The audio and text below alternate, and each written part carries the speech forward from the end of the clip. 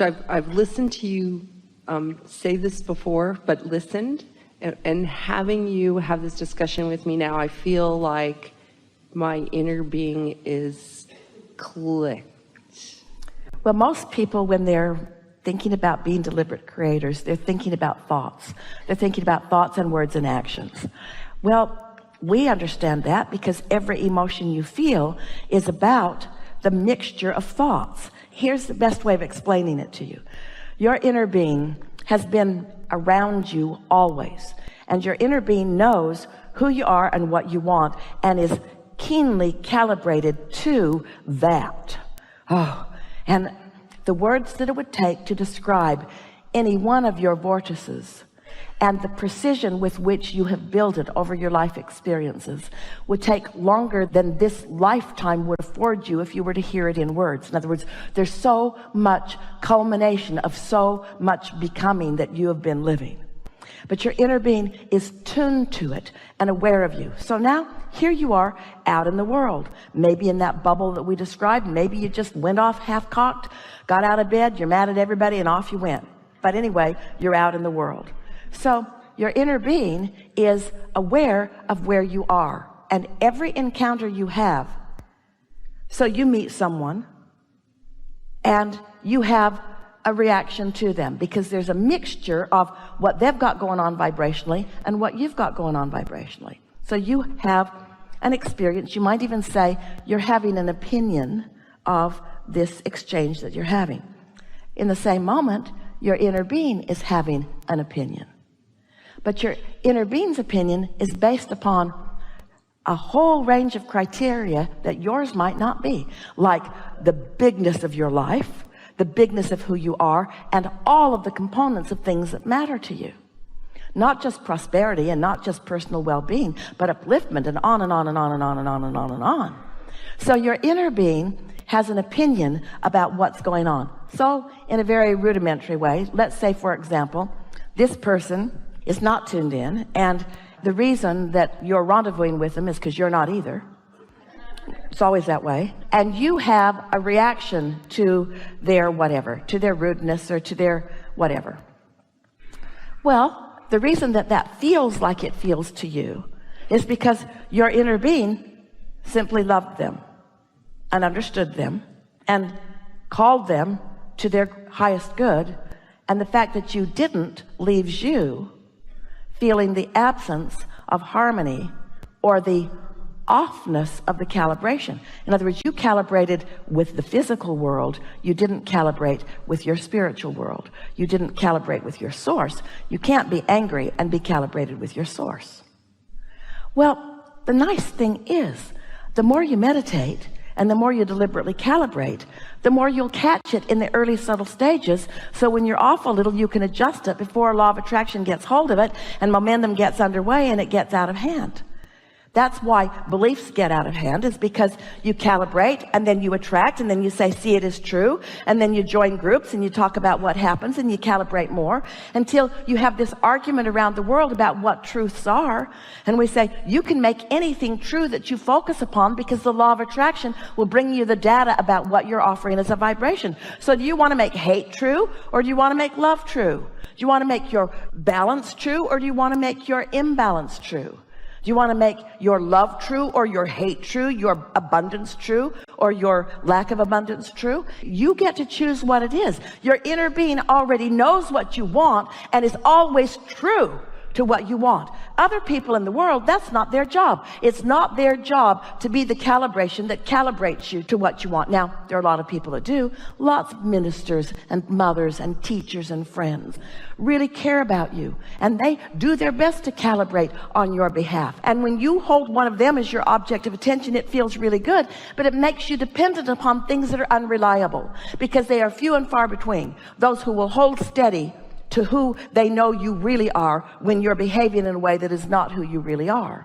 But your inner being always is there for you, always is calibratable. Always it is possible to calibrate to your inner being. Well, we're using that word a lot. What do we mean by that? Resonate with it. What else do we mean? Sync. What else do we mean? Feel the emotion of it. Anytime you feel negative emotion, you're not calibrated to your inner being or to what you want. Anytime you feel negative emotion. That's just the way it is. You're calibrated to something else. You're calibrated to your rebelliousness. You're calibrated to what's wrong in the world. You're calibrated to what's wrong in this moment. And most of all, you're calibrated away from who you really are. So you're not replenishing, you're deplenishing. You're not in sync with who you are. You're not in the receiving mode, so good ideas can't flow. You're in the leave your wallet on the counter and drop your credit card between the slot and the floor and trip over your own shoelace and break your own teeth out mode. That's the mode that you're in. You get to choose. It gets better and better and better and better and better, or worse and worse and worse and worse and worse. And you get to decide where along the way you're going to tune in. You get to decide how far out of balance you're willing to be. Well, a lot of you are willing to get pretty far out of balance because you have found that others feel sorry for you, or that others will support you, or that others will see you as vulnerable. If you get in a bad enough spot, if you dig a big enough hole and crawl out, they'll make a monument for you. There's a lot of rewards from the physical world as you suffer your way into the game that they've been by default playing. Or you can decide, I'm an extension of source energy, and source is aware of me.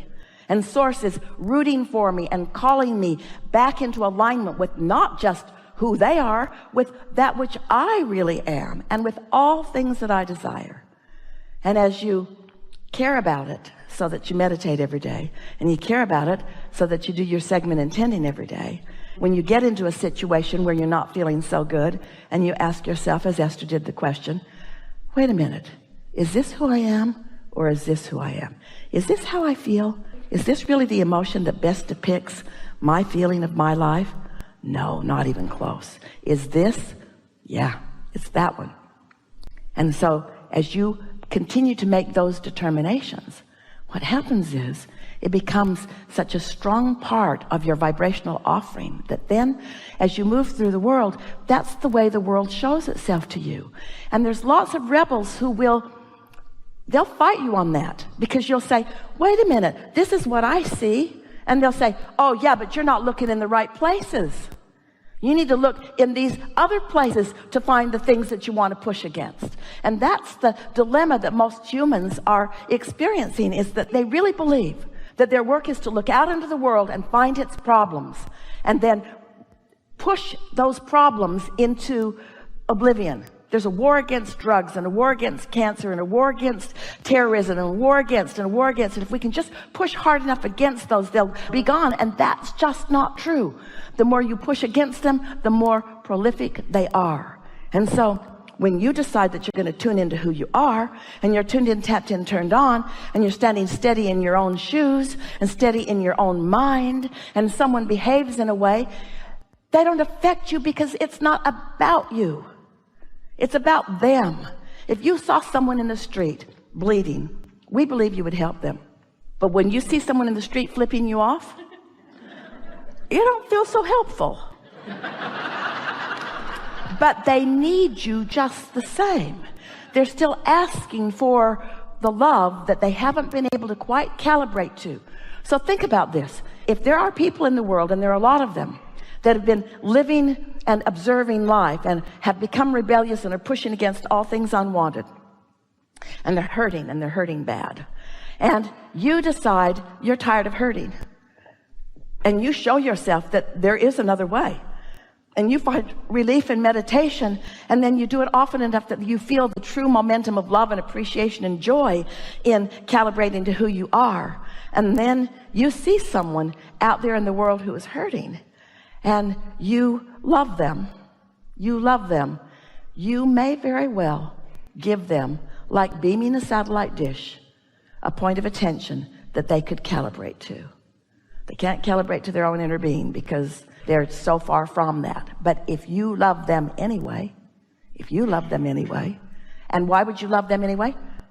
Because you're a lover. You love because you're a lover. You don't love because they're lovable. If that were true, you'd all be really gone a long time ago. Source loves you even when you're not lovable, because Source loves, because Source is love, not because you're in the vibration of love. Source doesn't remove the vibration of love just because you're in a bad mood.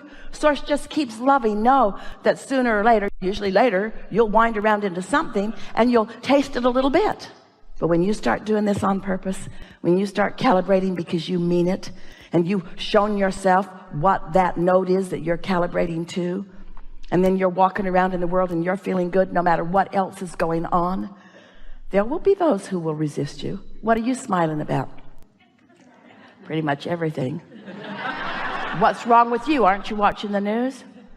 Yeah, but I'm looking at it through the eyes of optimism. I'm looking at it for solutions. And I believe in the resources that are available to us that are coming forward. And I have enormous optimism for where we're all going. And actually, you might be giving them a lot more than they want, but I believe in our eternalness. I believe that we are eternal.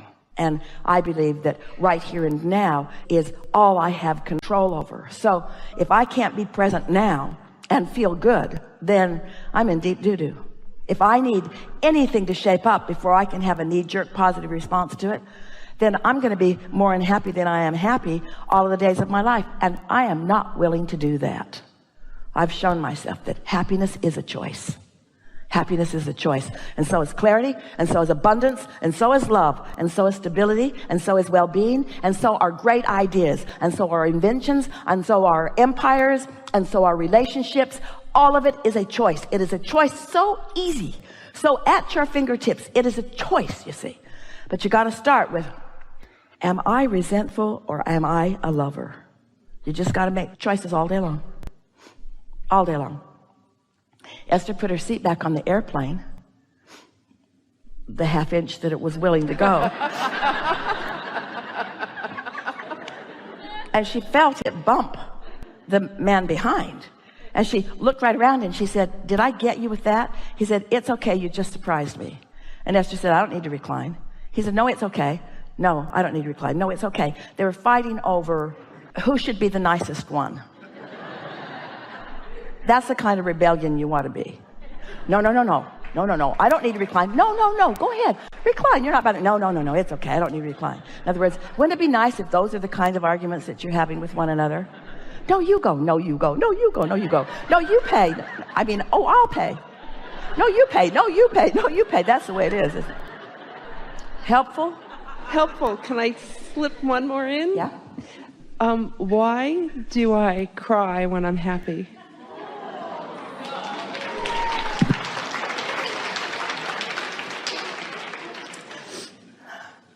Prepare yourself. Okay. You're about to cry from sadness. No.